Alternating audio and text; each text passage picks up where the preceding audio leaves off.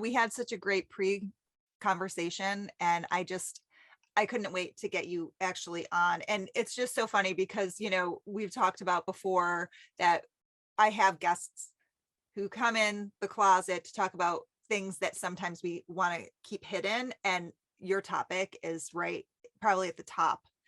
So I feel like there's so much that we can cover because it's all about conflict resolution and your company 180. And so before we even jump into, I do want you to share how you got started in this field and how 180 came to be.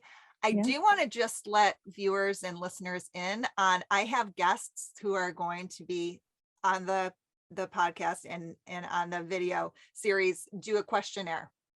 And the questionnaire that you did when you answered about one of the questions is, what are your favorite movies? And it's really for me to just understand the guests a little bit more. I oftentimes don't even bring it into the conversation. I just get a better full view from my perspective about it. I love how when you shared the movies that you love, you had an aha. Isn't that so funny? Yeah. Okay, I'm going to forget the ones I rattled off, but I think it was, or maybe I won't, because these truly are my favorite movies. Departed, Godfather. What else did I put in there? Oh, all of the Ocean's movies. Gosh, I just adore George Clooney and that whole crew. But it's funny, as I was typing them, I'm like, common theme here. Is it family, relationship dynamics, coworker dynamics, all of those things? Like, I feel like all of those movies are multifaceted in that way, and just have really interesting relationship stories. And so I had that little light bulb go off. I'm like, never really realized it. Or maybe I did, but didn't come to light until then. And I love that you also said A Star Is Born. Great memory though, because you did remember all of them. A Star Is Born. Oh, now are we talking so original or are we talking remake? Gaga remake? This is the Gaga and Bradley Cooper remake that I've seen. I mean, and so funny too. It is a movie, surprisingly, that both my husband and I both love and have watched multiple times together, which I find so bizarre because there are, there's just not too many of those. It's a rare few. So yeah, it's a great one. And to be able to have that, especially that you both like and you're able to rewatch, is testament to the depth of Bradley and Gaga and that. But I have to say, I love that those were the movies that you connected, because not just that I love movies, everybody knows that I love movies, but it's more that it seems like what you're doing is in line with what you love, because you're not going to watch movies that you don't love the core themes. And that is a clear line to the work you do. So I just feel like that's such a beautiful connection. So to carry that even further, can you just share with people what you do and how you got into what you do? Yeah.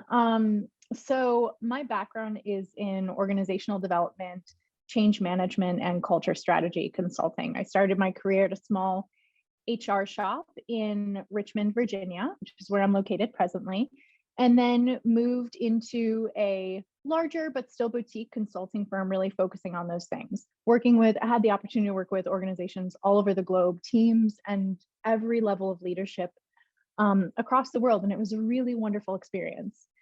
And I loved that work. And I think, as you and I had chatted about too, change management work can be really difficult for a number of reasons. But when we talk about behavior change, it's the long game, right? And so at a point in my career when I transitioned away from the consulting firm that I was working for, which was family owned, and an interesting dynamic too, and kind of all of these common themes coming together.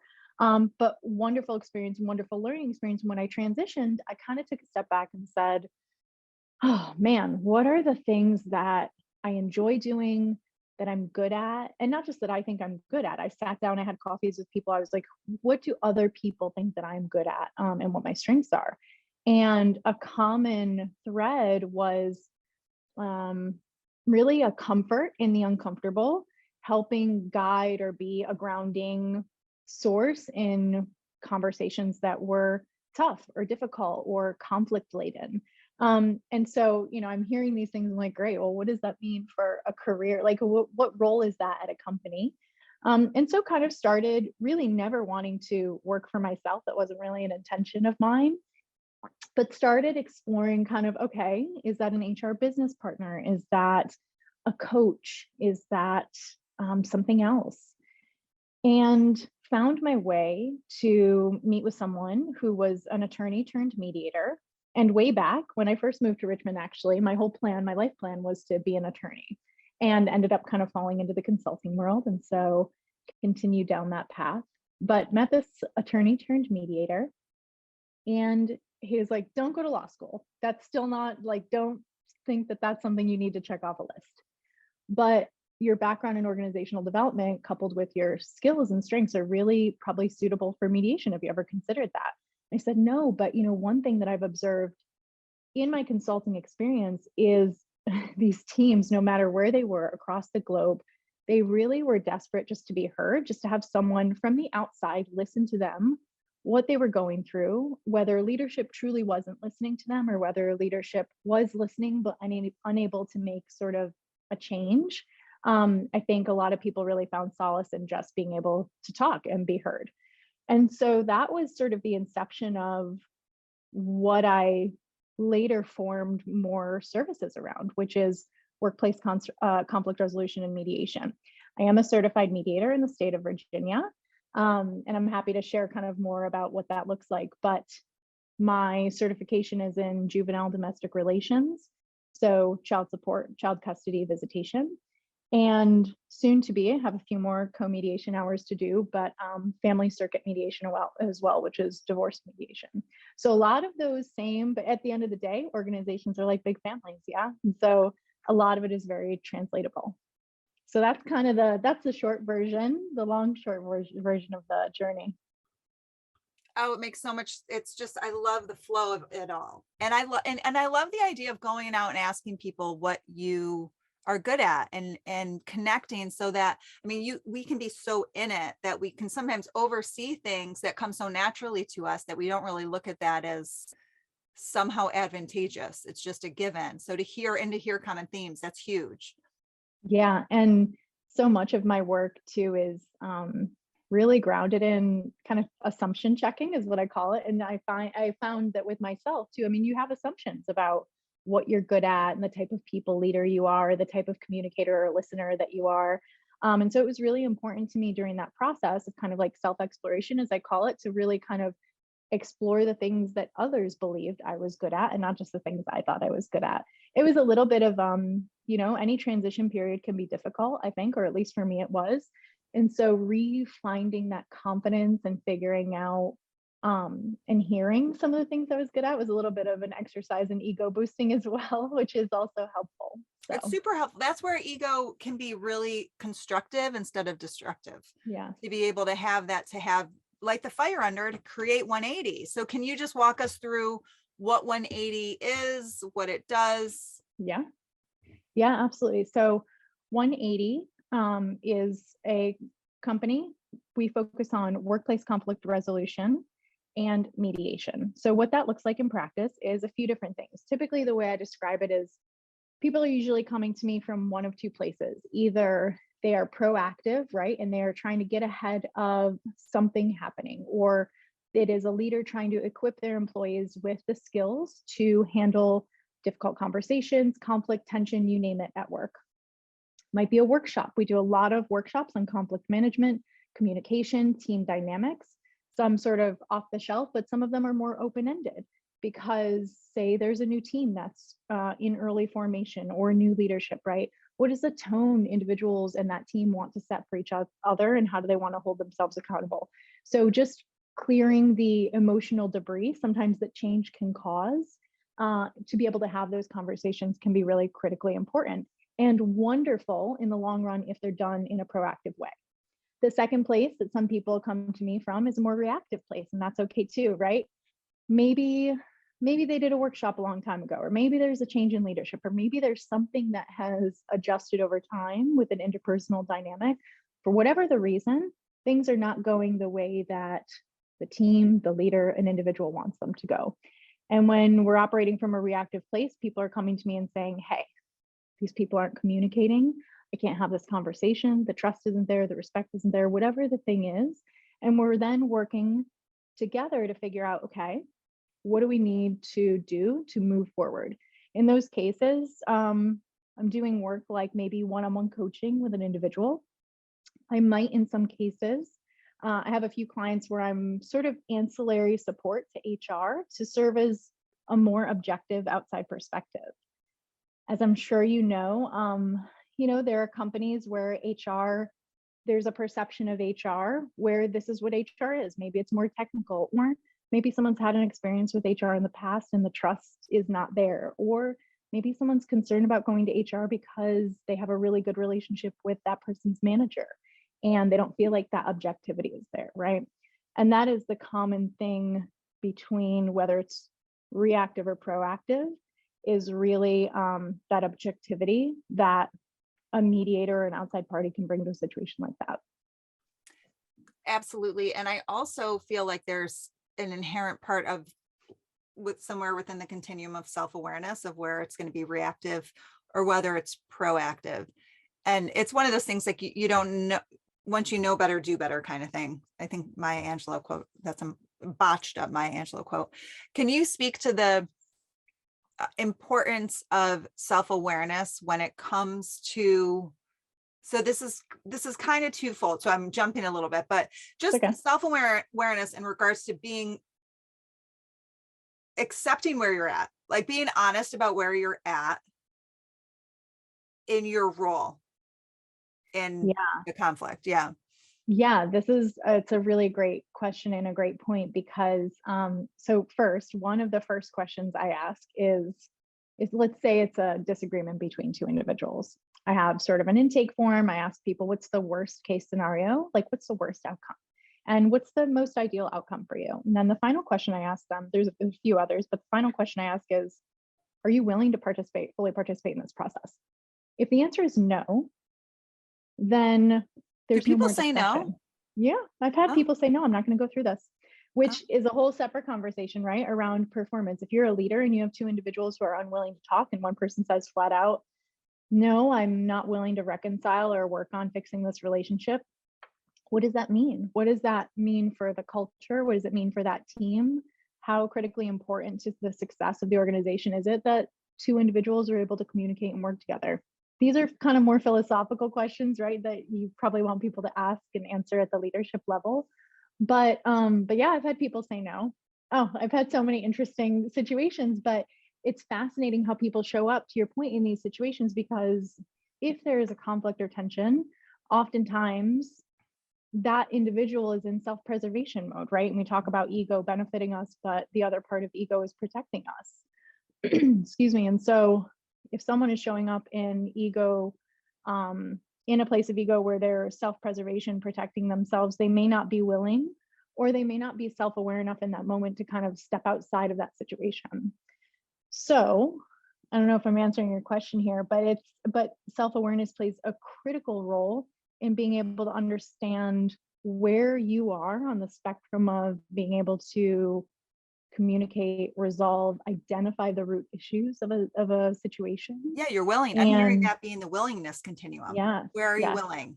Yeah. Yeah, absolutely. And it happens for both individuals. If it's two, and sometimes when we're talking about disagreement or misalignment at an executive level, for example, just having someone else kind of step in and facilitate that dialogue can be incredibly helpful, because I think oftentimes we catch ourselves kind of talking in circles or talking over each other, and to have someone else there to say, I think what I'm hearing you say is this, right? It's almost interjecting with that support of self-awareness in the moment to be able to say, no, that's not what I meant by that. But okay, now I realize how that may sound that way.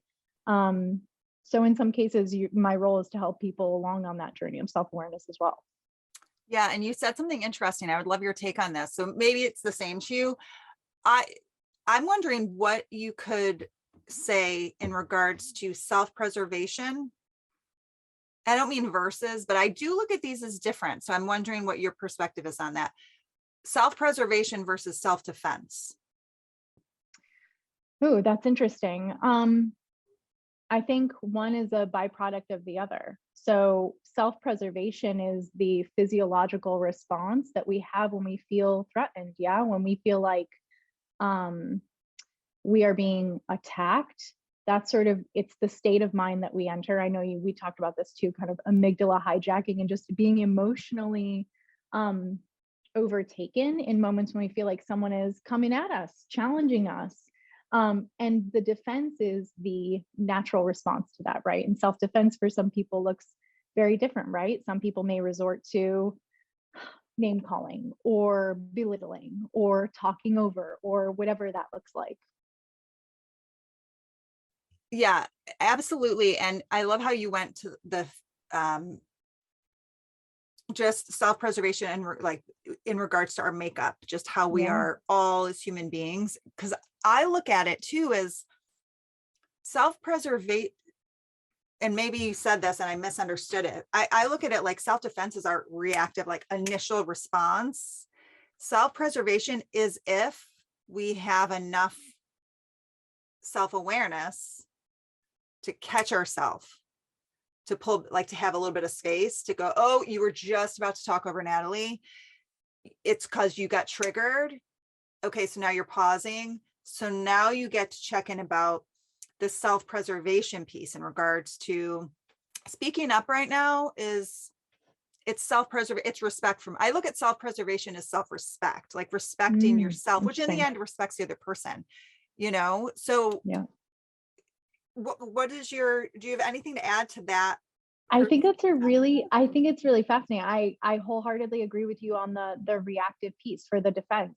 I think what's interesting is, you talk about, but you're someone who lives and breathes this, right? Like you live and breathe self-awareness and being able to catch yourself in that moment and recognizing, hey, triggered, I'm going into an emotional response, or I'm going into, let's call it ego preservation, right? In a moment where, okay, this person's saying they're right, I think I'm right. And that can cause in someone a reaction to say, well, how do I prove that I'm right? Or what are all the points I can bring to the conversation? And there's a ton of research on there, right? And a lot of people have conversations around in an argument, listening to then make your point versus listening to actually hear what the other person's saying.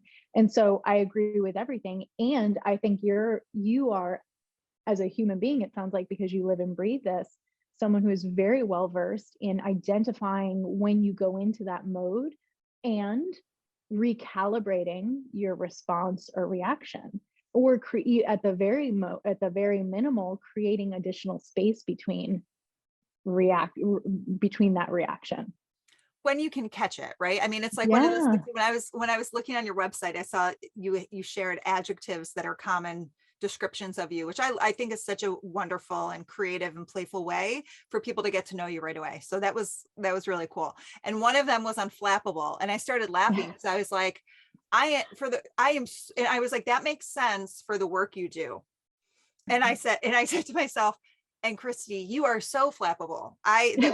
Which is why, I mean, I believe I consistently believe from the work I do, and I would love for you to add on if you have one thought, one or the other. You teach what you need to learn. So I'm sitting there like, I'm highly emotional and I'm highly sensitive. So I consistently need to practice checking myself before I get into a reactive space. And I do feel like I do it very well. And at the same time, we're all human. So we have moments when we're being reactive. It's not about becoming superhuman. It's more about and again, it's the way I look at it is more about being able to just be humble enough to know when you're being triggered and not to just railroad over. Yeah. Yes. you know So many important things. Okay. So I was laughing at the unflappable piece. First, I cannot take credit for that bio. That was actually a former colleague. I sat down. She was one of the individuals. So I said, I would love for you. I just loved her write. She's a professional writer. And I said, I would love and so appreciate for you to write my bio for my new company. And I completely, I know how I want to come across, but just write it. And she wrote it. And I laughed at the word unflappable because I'm like, oh my gosh, that's so, first of all, not even a word I would use to describe myself. But when she shared with me why she used it, I was like, wow, first, thank you. Second of all, that's awesome. And my husband he jokes sometimes um, about me being called unflappable, and now he like totally overuses that word too. Where I'm like, okay, not everything is has to be unflappable, but thanks, a nod to my bio. But she was wonderful, and I think how it shows up in my work, to your point, is as a mediator, I mean, we are trained in our certification process to not even spend more time looking at one individual than the other, because it can be perceived as bias in a mediation process. And so when you're showing up and your sole role is to be the objective party, there is a level of sort of emotional control, awareness, micro facial expressions, body language, everything that you're incredibly, in tune with, that can be really critical to the process. And so I think, for a number of reasons that, I'm sure I've had many conversations with my therapist about, that's been who I am my whole life, being kind of in tune with other people's emotions and where they are and how they're showing up. And maybe in some cases modifying my own, how I'm showing up, to begin with. But it actually really serves me, and it's something I enjoy doing in mediation, because it's really critical to the process for someone to feel like this is about me. And my job there is not to be anything but, not to give advice, not to guide in a direction, but just to kind of repeat back what they're saying and help them come to the resolution on their own. I love how you intertwined how that is part of your job, because that's true. And that's part of my job too, right? Like coaching, consulting, anybody who's not working on raising that self-awareness of when they do get, and when I say triggered, I don't just mean pissed off. I mean triggered, Right. like their heart maybe starts melting, Yes. so they're more biased because of something, especially with your background in what you are focusing on within mediation. Like, Yep. oh my gosh. Yep. And I love story. So I can easily go down the rabbit hole of client story. And I have to literally mentally, and I've gotten better and better of catching myself when I am in my head, to be able to go pull back. And a lot of times, to your point, I work with numerous people in one organization, so you can easily get pulled. So it's so important. And I love that idea of being able to be emotionally unbiased, so that you can really be objective and be able to allow people to see the other person. You're almost a translator in a way. 100%. That's what I can't say 14. She just turned 15 yesterday. My 15-year-old stepdaughter, like years ago when I started my company, she's like, so you kind of help people talk to each other. And I was like, wow, I could have paid tens of thousands of dollars for to a marketing company to do that. But thanks. That's exactly what my goal is. Right. But what you're bringing up is I feel like it's so critical. And I'm by no means, I'll be the first person to tell you, like, I don't call myself an expert. I don't. And some people are like, you should call yourself an expert. You have expertise in this. I'm like, yeah, but I'm not. I think everything is a learning journey, right? And like, no matter how hard we try, we're going to make mistakes and we're going to learn from them, hopefully. And we're going to figure it out along the way. But what you're describing is so hard to do, because human beings, our sympathetic nervous system, we want to connect. We want to collaborate with each other. We want to feel that connection with other individuals, and especially if they're sharing stuff that's really emotional or deep. And so it's really hard to kind of zoom out and not have that emotional connection. I'm not saying I don't, because the foundation of my work is I have to be able to build trust, right? Someone has to feel like they can open up to me in order to actually talk to me. And if they can't, well, then maybe I'm not the right person to help resolve that situation, right? And I can maybe direct them to someone else who is. But it's really hard to say, I'm going to try to just stop being an emotional being, because that's not who human beings are. We're emotional and we try to connect with others. So it's difficult. It's certainly part of the process. But to your earlier comment, being aware of when that's happening and be able to kind of say, okay, this is happening. How do I step out of it as a coach, as a facilitator, as a moderator, whatever in that case? And then being able to help others in that situation kind of mirror that same self-awareness if that's where they are in the learning process.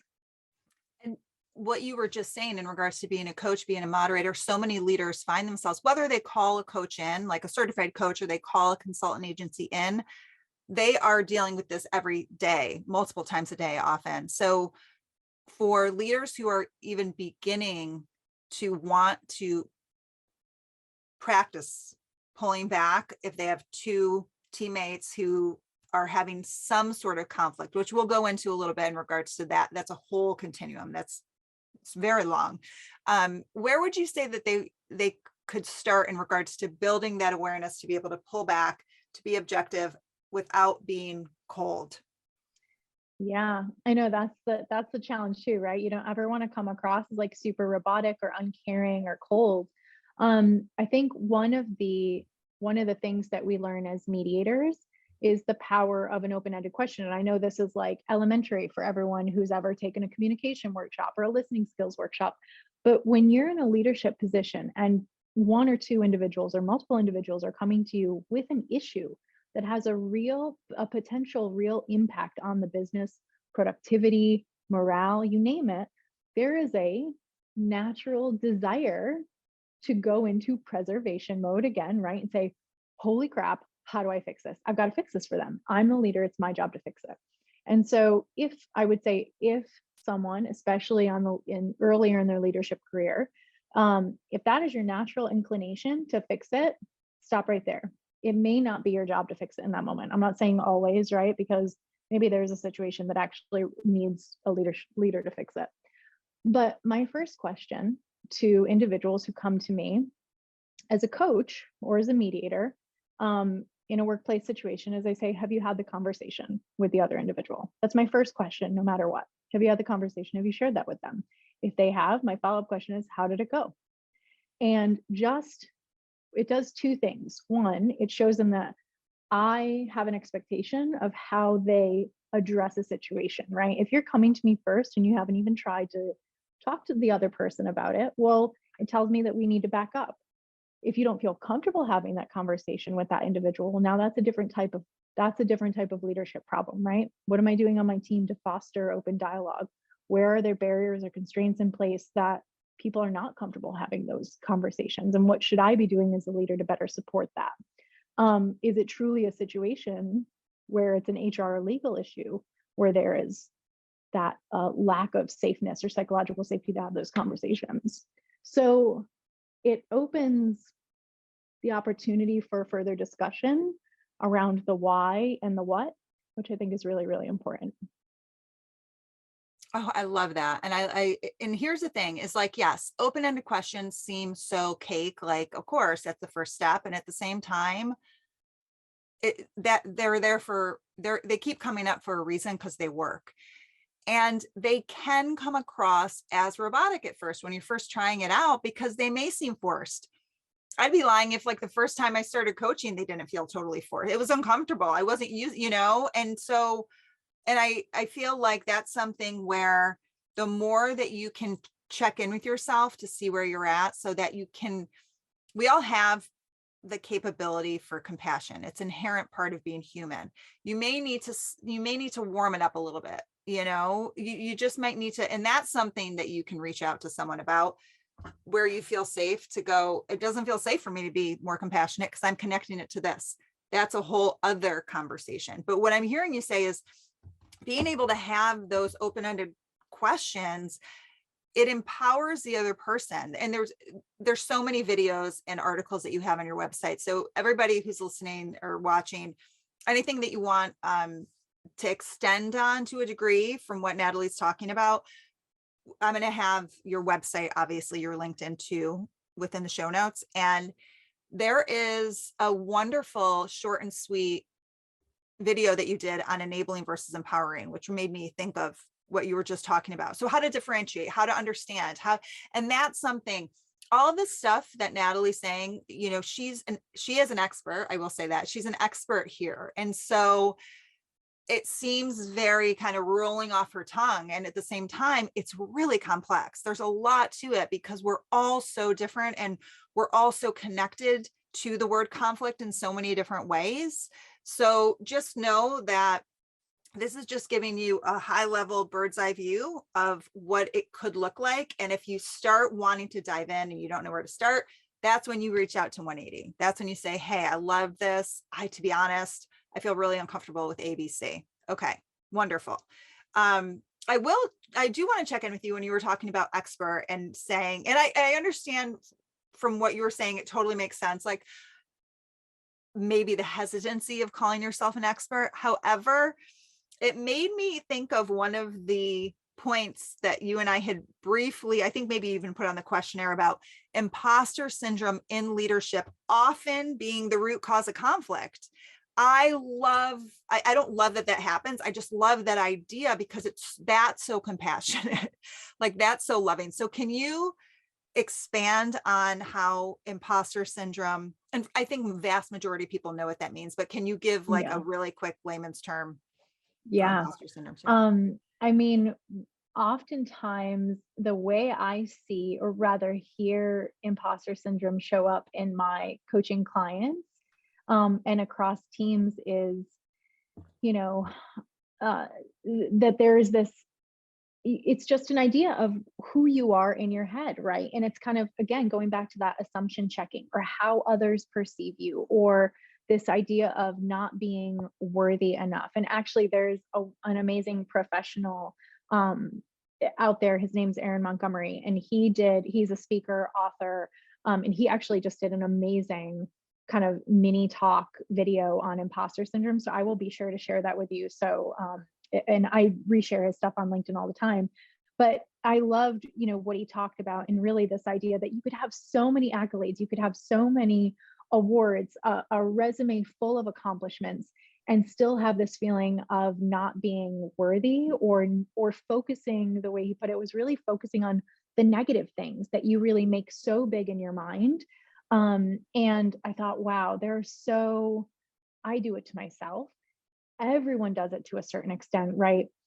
The way that we make these little negative things, or seemingly negative things, into really big character flaws, or leadership flaws, or colleague flaws, and we downplay all the good things about ourselves. And when I think about, so first of all, that's kind of my riff on it, right? An inspired riff, and how I think it shows up. And I hear it time and time again. Oh, well, I'm newly promoted in this leadership position, and I feel like the team just has this idea of the previous leader in their minds, and they were so great. And how am I ever going to be that type of leader? Well, never. You're not going to be. You're not that person, right? So let's start there. But what I think is really fascinating, that I often observe in my work, is how does that, one, are you aware of it when it's happening? Two, what are you doing to kind of debunk the imposter syndrome myth in your own mind, if anything? What does that support system of individuals look like who can do that assumption checking for you? And then finally, what is the reality that you want to move forward from, with regard to kind of self-awareness, and how that's cropping up in conversations you may be having? Because if imposter syndrome goes unchecked, it may, for some individuals, manifest as insecurity, right? In the worst form. It may manifest as defensiveness in the worst form, those kind of things that we talked about earlier. So being able to say, oof, I'm not really feeling like I'm my best self in this moment. What is that effect having on others? Am I being defensive? Am I critiquing unnecessarily? Am I shutting down communication? Whatever it might be. So, which we know then can have a ripple effect and create tension, and more explicitly, conflict on teams. Absolutely. It's such a big topic. It's such a big topic. And so that's why you and I are really shedding light overarching to open it up a little bit more, so that people understand that this is universal. It's not that you're the team alone that may be having these moments. Um, and it's making me think, for some reason, because oftentimes we think of conflict as being so negative.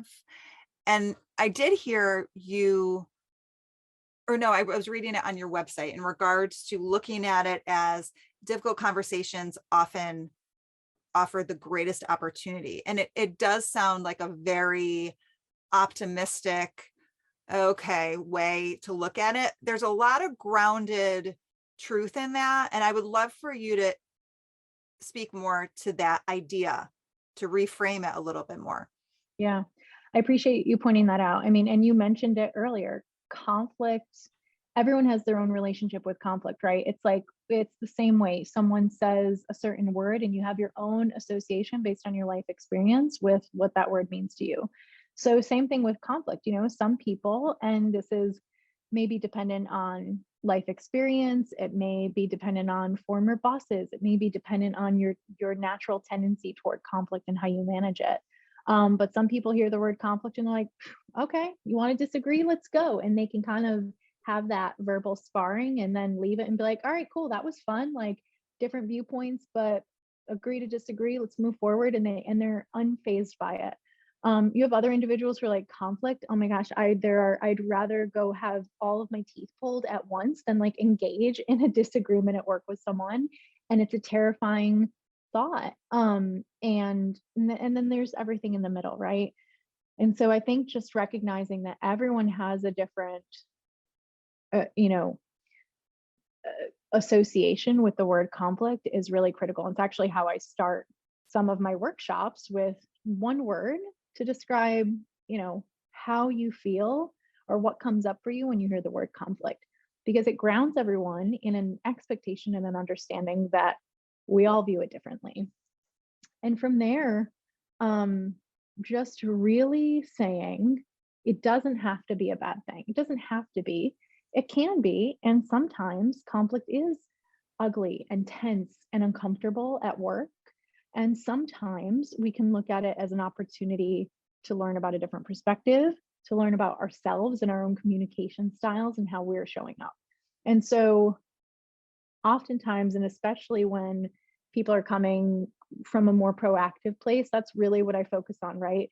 Nothing has gone terribly awry at this point. So let's really take this as an opportunity to learn about each other, debunk some maybe assumptions that we have about each other, share more about our own expectations and hopes for how we work together, how we work as a team.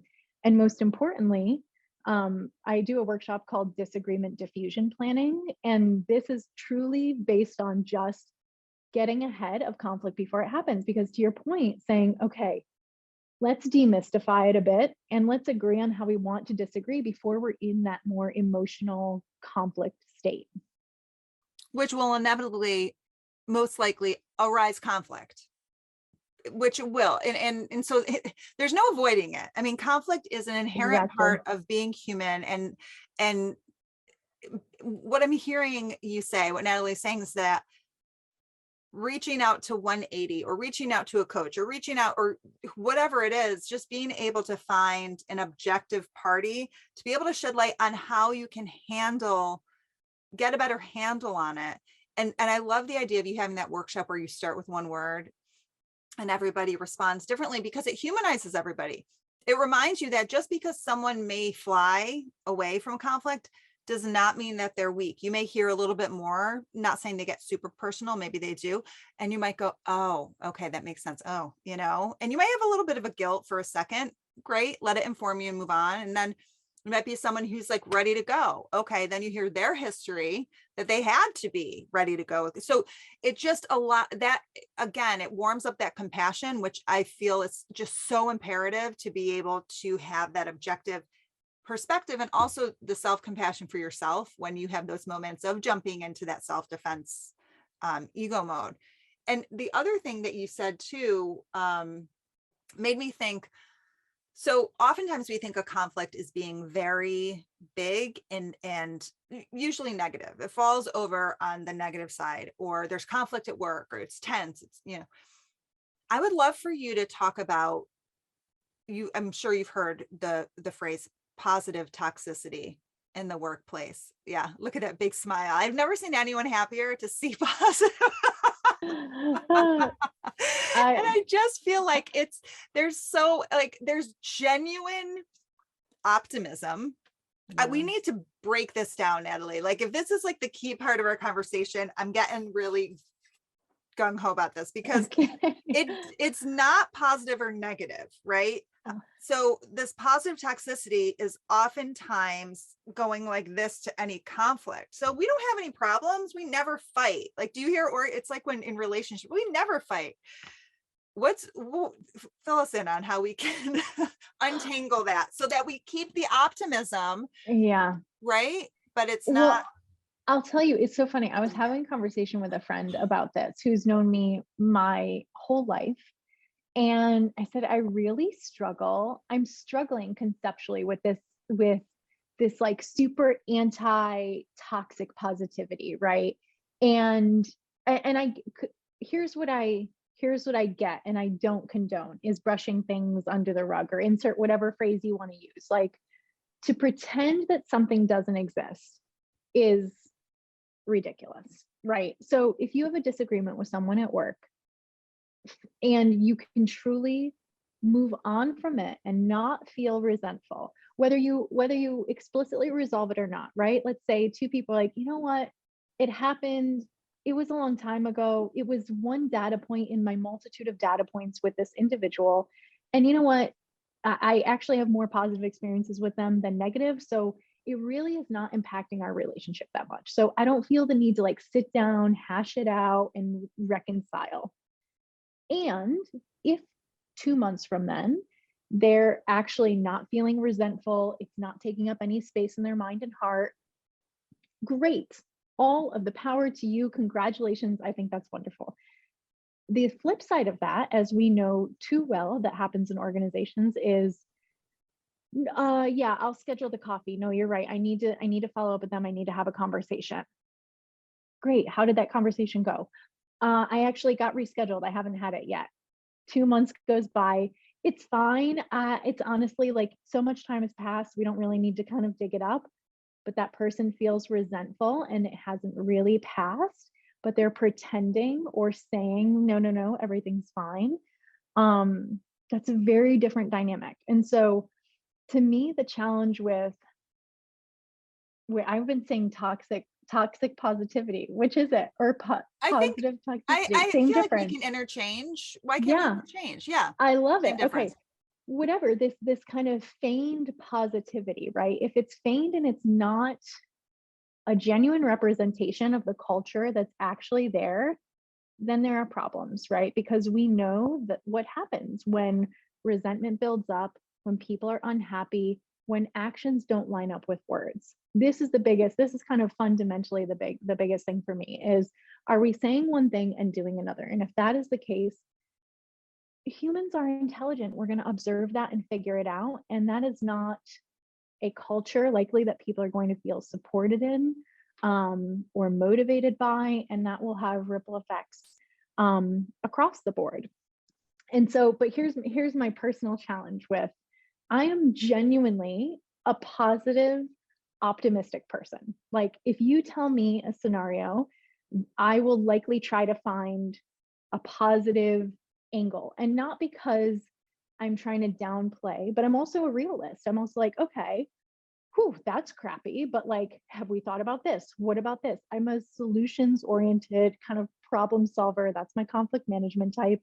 So I will look at it from all angles and try to find what are kind of the diamonds in the rough here that we can kind of polish off and really feel like, we can at least move forward with this. So I think positivity, insofar as it supports forward momentum, is beneficial. But if it's feigned positivity that is kind of covering up a reality, it's not going to serve anyone, certainly not in the long run.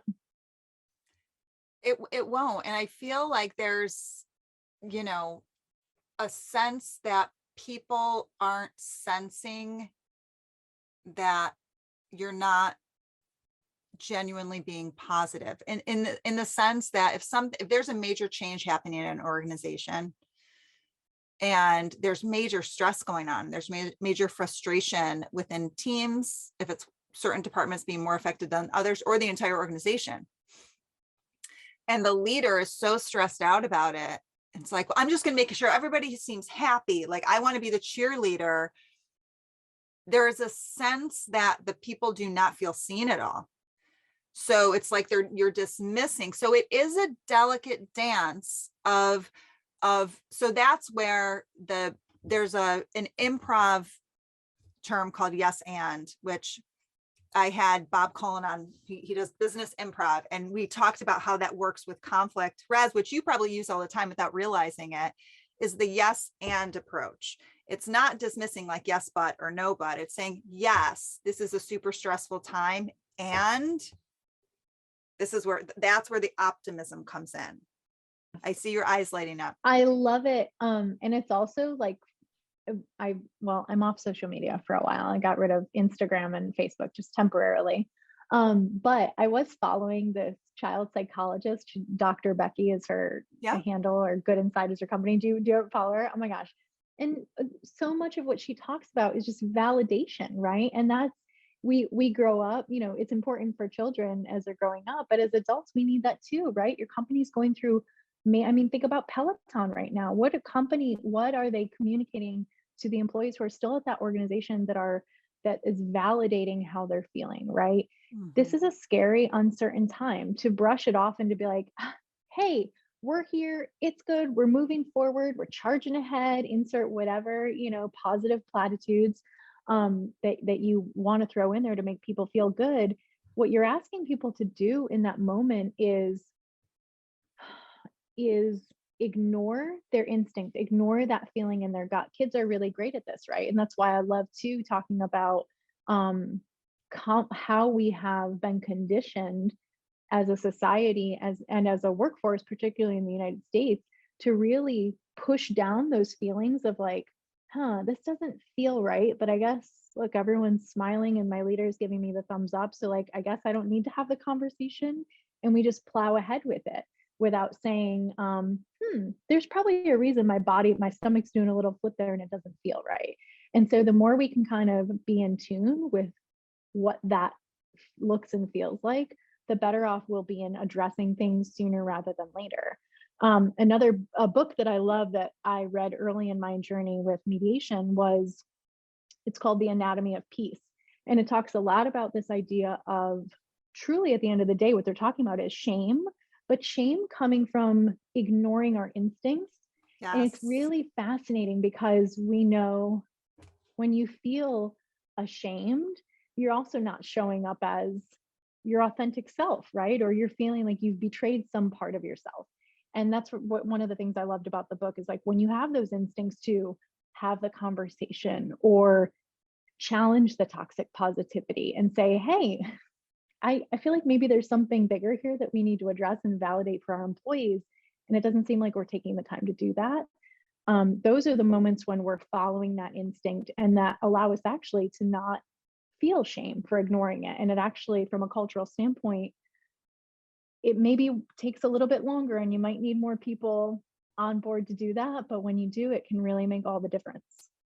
Oh, I love that you hit on that. I mean, the naughty word that is intuition that we get, that gets thrown out so much. And that's integral to integrity. So if you throw that feeling out, like, it's not, I'm not feeling it, I don't know what it is. Yes, maybe in that moment, you are able to respond in a way that is just maybe asking an open-ended question, or that's just being able to say, you know what, I need 24 hours. Maybe you're buying some time to understand and navigate it a little bit more. And at the same time, it may be something like, oh, wow, I totally went against myself there. And again, data, like that's actually fantastic, because you need to know what it feels like to do that, so that when you're totally in sync and aligned, because it's really freaking scary if you are hearing, whether it's your gut, wherever your intuition hits you. Most people, it is your gut, right?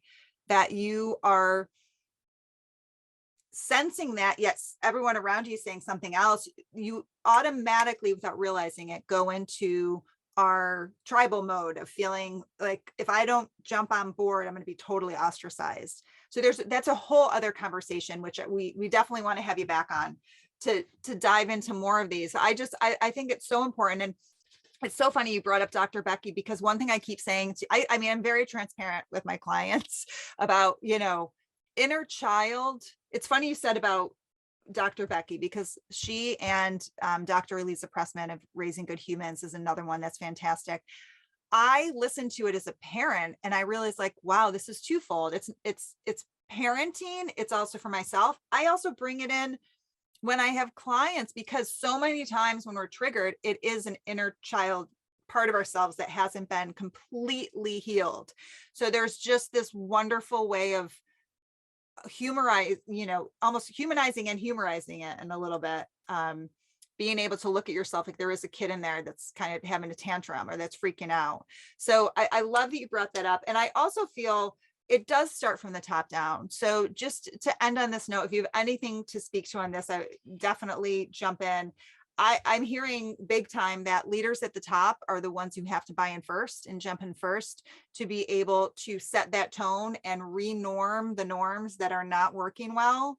So if you're someone who is like, I am the person at the top and I do need an objective perspective, Natalie is an incredible resource for you to reach out to. We're going to have her, all of her contact info in the show notes. We're also going to have the Anatomy of Peace. If you want to start there, we'll put that in the show notes too. But if you wanted to just add any last thoughts on how the leader at the top really, it's not a pressure, because sometimes I feel like there's like this pressure. You have this beautiful power of impact and influence, and it's so normal if you're having trepidation or whatever fears pop up. So to be able to have an outside objective person to go to can be a lifesaver. Do you have any last thoughts on that?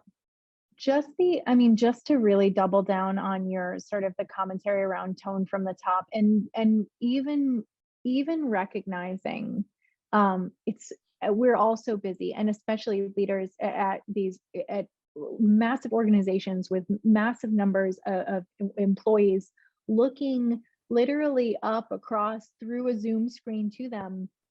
We as human beings we look for, can I trust you? And in order to do that, we watch what you say, we listen to what you say, we watch how your behaviors, what you model, right? And so if you are someone at the top of an organization, or you are responsible for the well-being of so many different people across an organization, I would ask you, if people were watching you, are your actions lining up with your words? Because those are the data points individuals are looking for and teams are looking for.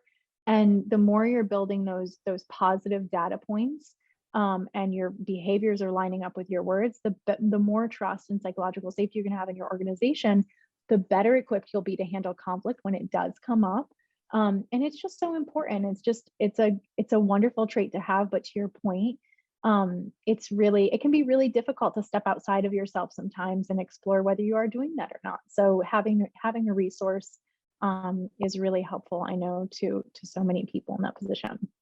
And to admit it is huge. Yes. It's like, oh, I've gotten this far. I'm good. They can all do the conflict res stuff, Natalie. Thank you. But I'm good. I don't need to get rattled in it at all. Exactly. Yeah. And to take the point home, so many people don't even realize that they're subconsciously taking in the data points. Like when you're saying they're looking for data points, they don't even realize it because it's not logical. It's a visceral feeling. We know if we can trust someone or if we can't.